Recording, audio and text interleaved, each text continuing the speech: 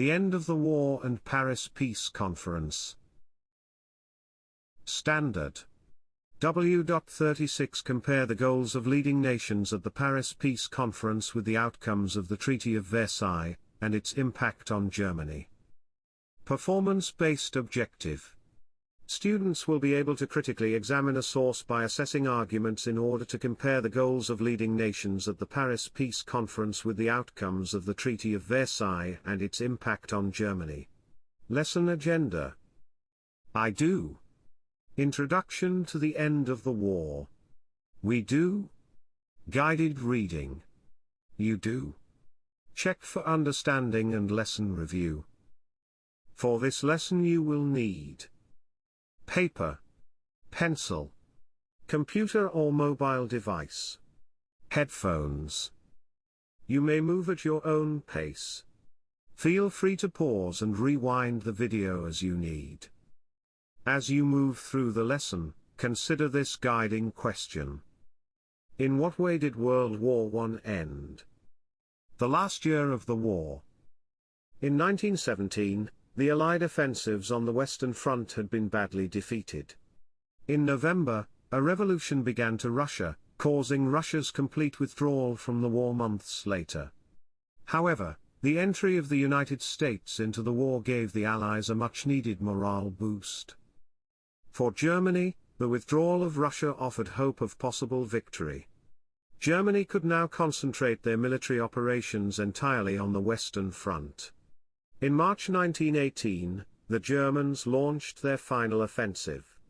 By April, the Germans were 50 miles outside of Paris.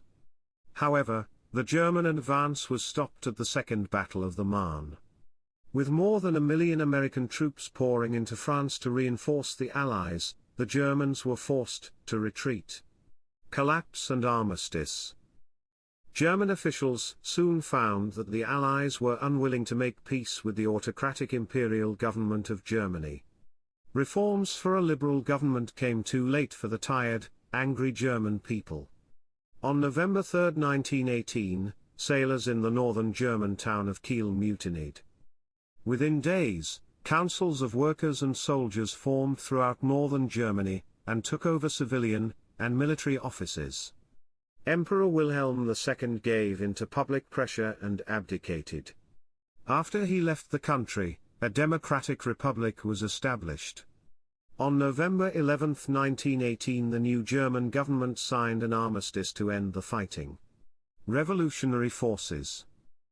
The war was over, but the revolutionary forces that had been set in motion in Germany were not yet exhausted.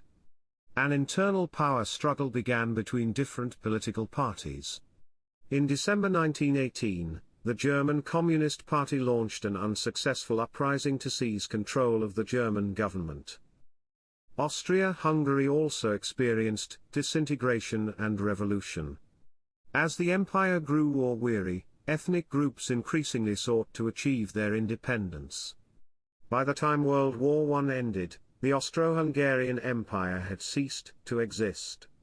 The empire was replaced by the independent republics of Austria, Hungary, and Czechoslovakia, along with the large monarchical state called Yugoslavia.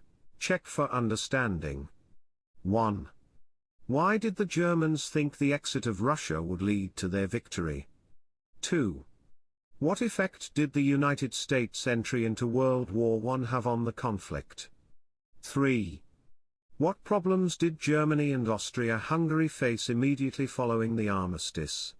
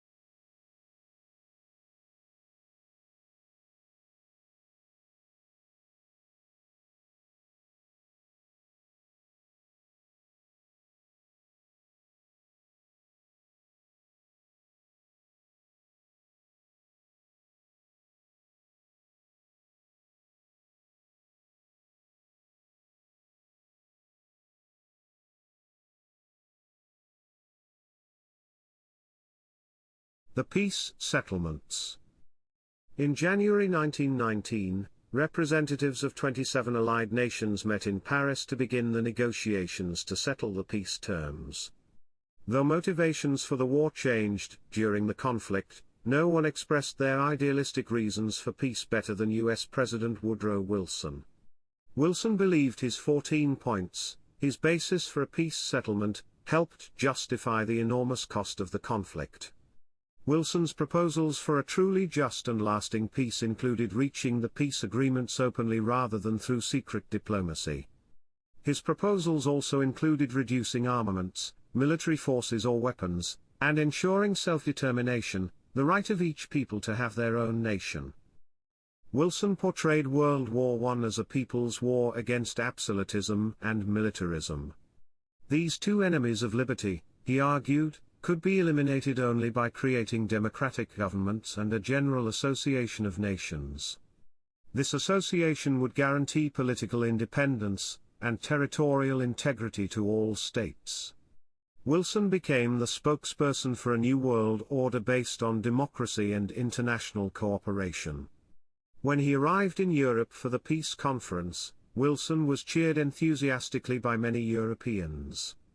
President Wilson soon found, however, that more practical motives guided other states. The Paris Peace Conference. The deliberations were soon complicated by national interests. David Lloyd George, Prime Minister of Great Britain, wanted Germany to pay for the war. Georges Clemenceau, the Premier of France, desired security from future German attacks and sought disarmament. Additionally, France wanted a separate province, called the Rhineland, to serve as a buffer between France and Germany. Wilson wanted to create the League of Nations, a world organization, to prevent future wars. Clemenceau and Lloyd wanted to punish Germany as well as have Wilson agree to territorial changes. In the end, a compromise had to be made. Wilson believed that the League of Nations could fix an unfair settlements at a later time. However, the U.S. Senate refused to ratify the agreement, barring the United States from participating in the League of Nations. Check for understanding. 4. What were Wilson's 14 points? 5. Which three Allied leaders took leadership positions at the Paris Peace Conference? 6. How did the U.S. Senate effect the peace agreement?